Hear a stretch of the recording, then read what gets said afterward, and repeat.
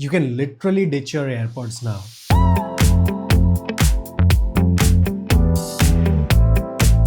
Well, Nothing launched these two products last month, Nothing Ear and Nothing Ear A. Well, technically Nothing Ear 3.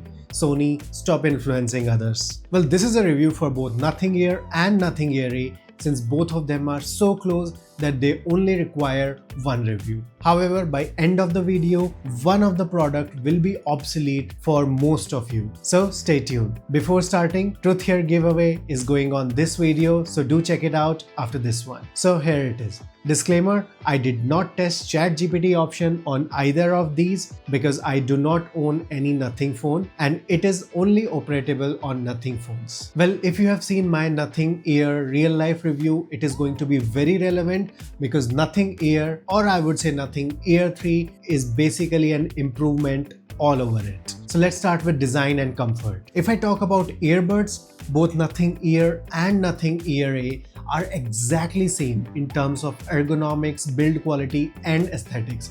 Literal carbon copy. If you check it very minutely, I would say Nothing Ear A is slightly bigger by a thread. They both follow same design language as that of all Nothing Ears, or shall I say AirPods. They're quite comfortable and lightweight. You can wear them and forget just after 15 minutes. I think they're hardly 4 grams. In terms of control, they both follow pinch and squeeze control and they work very good. You can customize them in the app as per your liking, and I personally prefer this kind of control management because it reduces those false hit and miss. However, if I talk about the case, the design language is changed for Nothing Ear A, and Nothing Ear is kept similar to Nothing Ear 2, which was already a hit among us. So Nothing Ear A has a design which I think some of you will like, some of you will not. Me personally, not a fan. Looks like a wrapped butterfinger or pasta to me, and the transparent plastic, only time will tell if this will become yellow. Well, I personally think it will hold because Nothing Ear 2 is still going strong for me. Though I got the yellow one. Will it go yellow? Comment yellow if you think it will go yellow.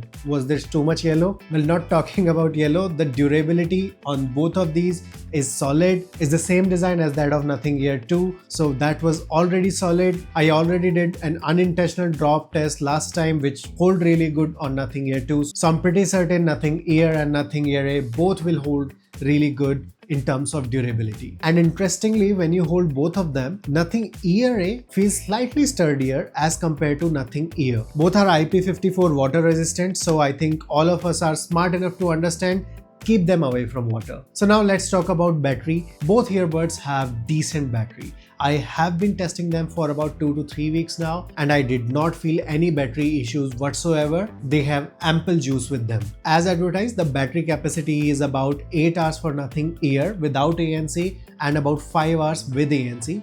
And similarly for Nothing Ear A, it's about 9 hours without ANC and 5.5 hours with ANC, which is a pretty decent numbers. Even if they don't go till that number, I think even then we have pretty decent battery life here.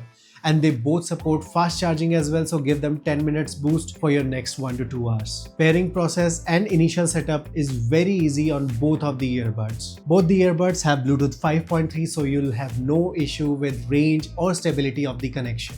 There were no disconnections when I roamed around in the adjacent rooms as well. So overall, I would say they have a very strong connection for about 30-40 feet. Latency on both the earbuds is good. It's around 150 milliseconds, which is pretty standard for TWS, I would say. They both come with low lag mode as well, which do not change much. And 150 millisecond latency is a very good latency for your movie and gaming experience, so I have no issues here. My favorite thing, and that is worth the software upgrade on previous devices as well, is multi-device connect with device list. It is such a handy feature. I would say this should be part of every multi-device setup. And now that we have discussed most of the fundamental features, let's discuss ANC and transparency. I have some samples for you. Let's check it out.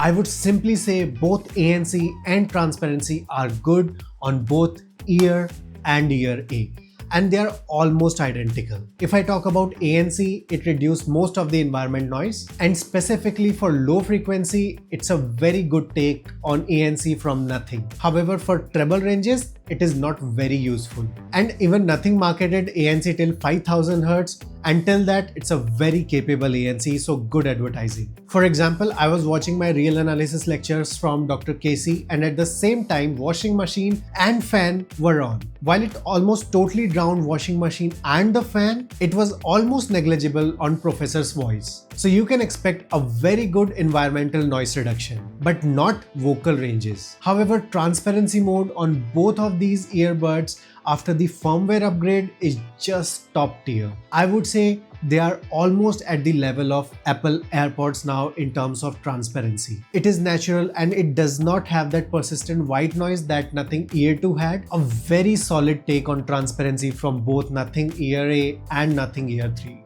One more feature that is really interesting is parametric EQ. However, for some reason Nothing thought it is good for Nothing Ear and not Nothing Ear A.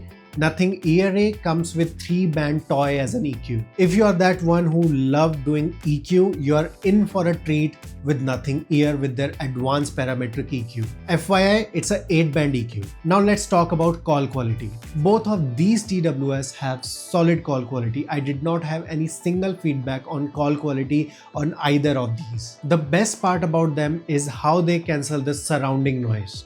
It is one of the best. I would say it is the best in the market right now. It easily beats both Apple and Samsung in that criteria. Here are some samples for you. This sound is recorded on Nothing Ear 2024 with fan noise and music is playing in the background.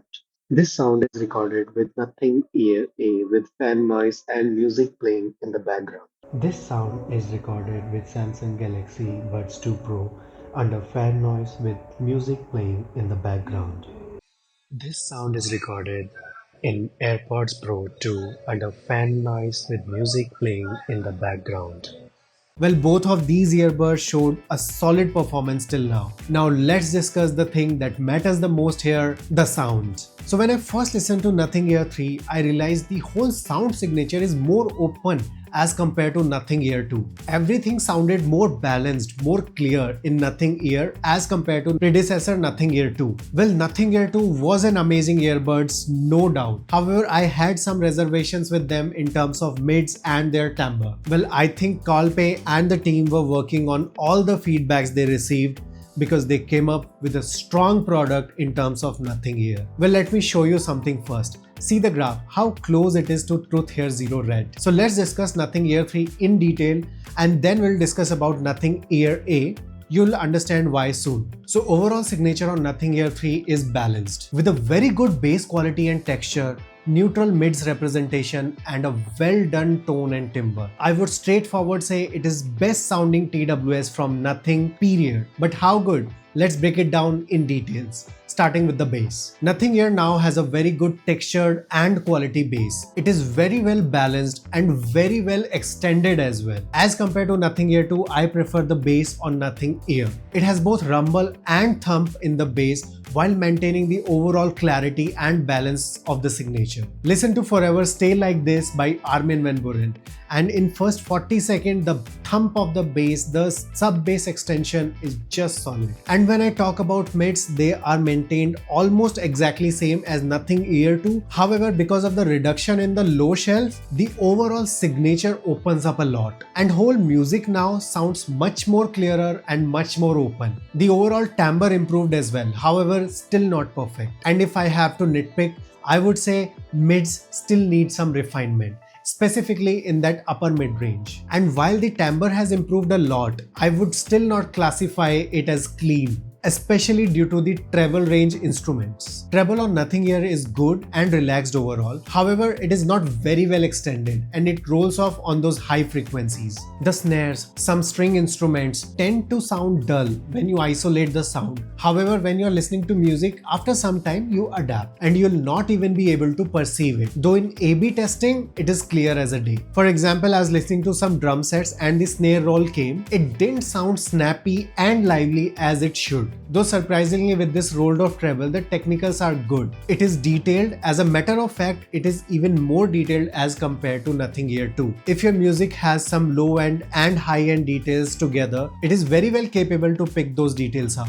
For example, with same song Forever Stay Like This, with start of the bass there are some cymbal hits in the background, and it is very capable in producing them as well as making them prominent. Sound staging is good as well on these TWS if you're listening to music. However, if you like to play games on wireless audio, they are not very capable to be your companion as the imaging is not very precise on these. While Nothing Ear is an impressive TWS. How do you think Nothing Ear A fare? Well, Nothing Ear has a preset EQ named More Bass, and that is exactly what Nothing Ear A is. Nothing Ear A is a bass boosted, vocal forward, less detailed version of Nothing Ear. In fact, in terms of timbre and separation as well, Nothing Ear is better than Nothing Ear A. That's why I gave you very detailed explanation of Nothing Ear and not A, because Nothing Ear is best of both worlds and a very versatile TWS as compared to Nothing Ear A, which is just a bass boosted version of Nothing Ear, and Nothing Ear's preset EQ More Bass is exactly like Nothing Ear A.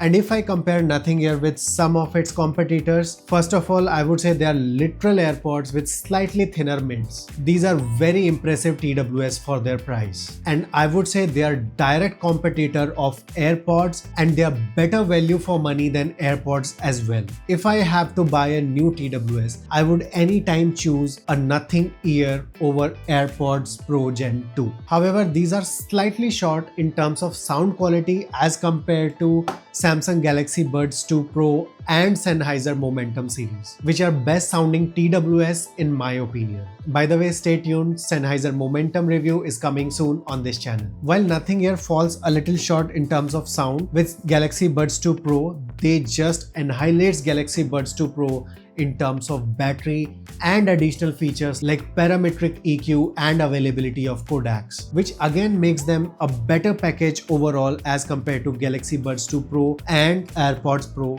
2. In conclusion, both Nothing Ear and Nothing Ear A are solid products. However, in my opinion, Nothing gave a slightly inferior product in terms of Nothing Ear that missed some important parts to make Nothing Ear shine a little more. It's exactly like small Coke and large Coke in theater. So my recommendation goes to Nothing Ear. It's a solid 4.5 star TWS for me, and it is one of the best TWS in the market right now. A slight improvement in timbre and imaging, and it can very well be a 5-star TWS. Well, this was it for Nothing Ear and Nothing Ear A. Hope you like it. Do subscribe, and I'll see you on the next one.